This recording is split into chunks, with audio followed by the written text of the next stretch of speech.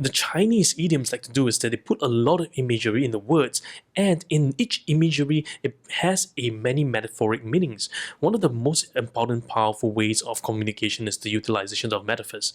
Why? Because in metaphors you can translate multiple layers of meanings at once.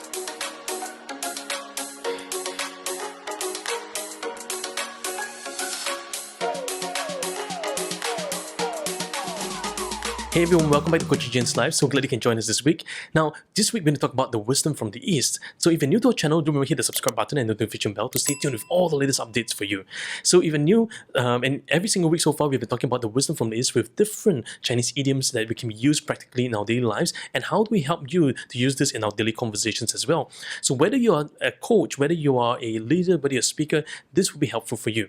So you can check out our previous videos to hit our playlist, and you can see all the previous videos as well. Now today we have this particular word that's going to be really inspiring to you, because I think this is something that's going to be really useful and powerful in the conversational process, and we've used this quite a lot, but many of us have not realized the how to apply this accurately. So let's take a look at this word. The word is this: 远水救不了近火. 远水救不了近火. Now, what do we mean by this? Well, 远 is this notion of far, 远 far away, a distance away. 水 it's the word for water that we have in Chinese. 救 means save, to rescue, to save. 不 means no. Okay. 近火 means near. 火 means fire. So when you put them all together, 远水救不了近火 means this: a distance fire, a distance water, right? Water at distance is not able to save the fire that's within, or they're not able to quench the fire that's nearby.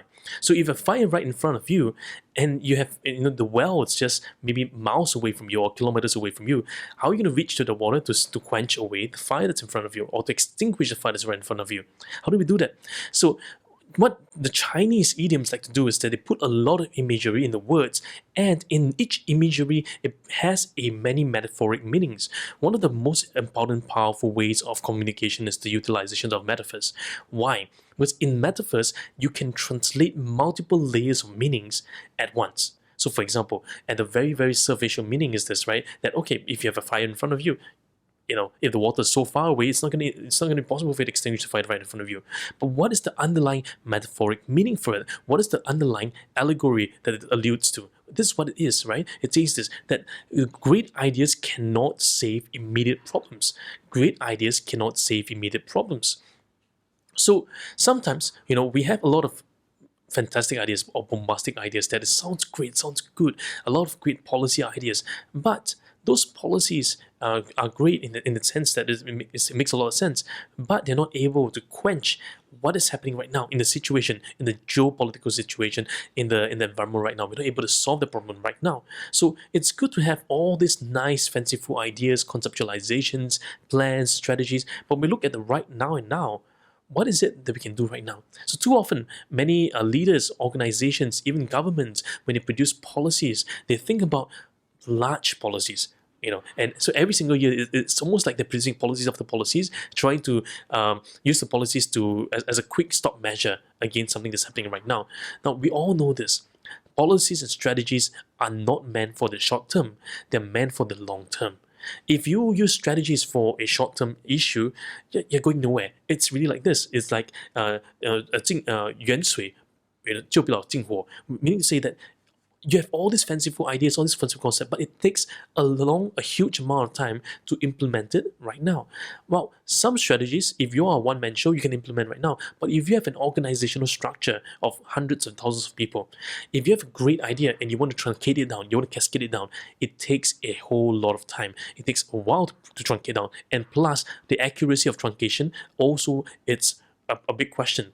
So one of the things that we think about is this: when we think about having ideation, we think about having strategies, how do we truncate down to the organizational level, to the department level, to the teams, to the units, to the individual, so that everybody understands fully what it really means? and also how they can use them in the moment. So think about this. This is an application for organization, but not just that, for our own lives as well. Sometimes when we look around us, we say, hey, okay, how do we do this? How do we solve that? How do we get things together? And how do we have all these fanciful ideas, but we don't look at the immediate issues at hand. The immediate issues at hand is this: you have a challenge at hand. How do we solve it right now? So I had a client who came to me one time and said, Jedi, I have an issue. I'm facing this pain, this struggle, this conflict on within. How do I solve it? Because I have no idea how do I solve this right now. Now, my challenge to the person is this, right? Or my question to the person is that, hey, you have the problem, you have the challenge. What are you using to solve it right now? So he says, oh, well, I'm thinking of new concepts, new ideas. I want to create a new business unit to supplement my income here. I want to create another business unit so that this business is not being resolved. Then I say this, hey, you are creating something, a new solution that is not resolving the immediate issue at hand. The immediate issue at hand is the cash flow issue, right? Rather than creating new business to generate the revenue to fill in for this, what is something that you can do right now? Well, right now in your hand, we can look at the profits and expenses that you have, reducing the expenses or increasing the profits, rather than going to another area which is a new, maybe a whole new business, which makes perfect sense, but it's not helping this issue right now. So this is going to be key, right? So now notice this philosophy is so interesting. This insight is so interesting. When we think about 远水不如远水救不了近火, we think about, hey, how can we deal with issues that's at hand? Are those issues at hand being solved by the waters that's near us, or we're trying to pull waters from somewhere far away? How do we do that? When we listen to our clients as well, are our clients looking for solutions that are far off than the solutions that they have at hand? Because many times the solutions to your problem, it's already there, but it's just that you're looking for something else other to solve your problems. Many leaders are surprised when I tell them that, hey, the solution that you're looking for, it's right there in the problem. But they say, oh, no. I need to get a solutions architect. I need to get a consultant using ABC techniques. I need to get this specialist using EFG techniques. I say, hey, techniques are good and wonderful, but you have a problem right now. We need to solve it right now. We need to get the solutions that is from within the problems that will really solve the issue. So think about this: how do we quench the fire? We need to extinguish the source that fuels it. One, either the fuel, or two, which is the oxygen that's fueling the fire as well. How do we stop that? How do we prevent some of these problems from erupting itself? Well, one thing is to address it at its root cause. Now, one of the beautiful things about this passage is it doesn't end here. It doesn't end with远水救不了近火. It has a second part as well that's often used in her daily language. Let's take a look at the second part. The second part goes like this: 远水救不了近火，远亲不如近邻。远亲不如近邻. So 远 means far, 亲 means relative, right? 亲戚 亲 means relative. 不如 means rather than or rather not. 近 means near, 邻 means neighbor, right? 邻 means neighbor. So when you put them together, you say, hey, a distant relative, a relative who's far away, cannot be compared to a neighbor that's just right next door. So if I have a robbery right now, if I'm going to call my relative who's like 1 hour away from me, it's going to take forever for them to reach here. My neighbor, on the other hand, might be closer to me.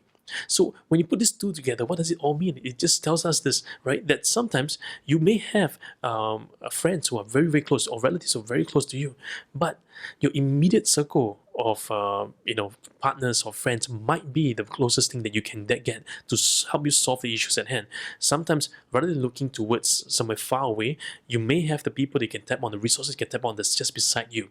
Too often, many people look for, I only trust my relative, I only trust this person, but they don't realize that, you know what, yes, we trust them, but we have the neighbors that's just next to us, we have the peers, we have the colleagues, we have the help that's just within us to help support us in this journey. So think about this, how this can impact you in your daily life, in your daily work, in your daily conversations as well. So let's take a look at the whole totality of the sentence again, right? 远水救不了近火，远亲不如近邻. Right? So distant water can't quench near fires. Neighbors close are better than relatives at a distance. So there you have something very powerful, something for you to ruminate over the week, something for you to think about how this is going to impact your work, your life, your coaching, your leadership, your speaking, how this is going to change you, how this is going to impact you. So for me, one of the things I love about Chinese idioms is because they're so metaphorical and they're pictographic in nature. As you think about this, as you recount and reflect, hey, then you begin to discover that this could be applied in many different contexts as well.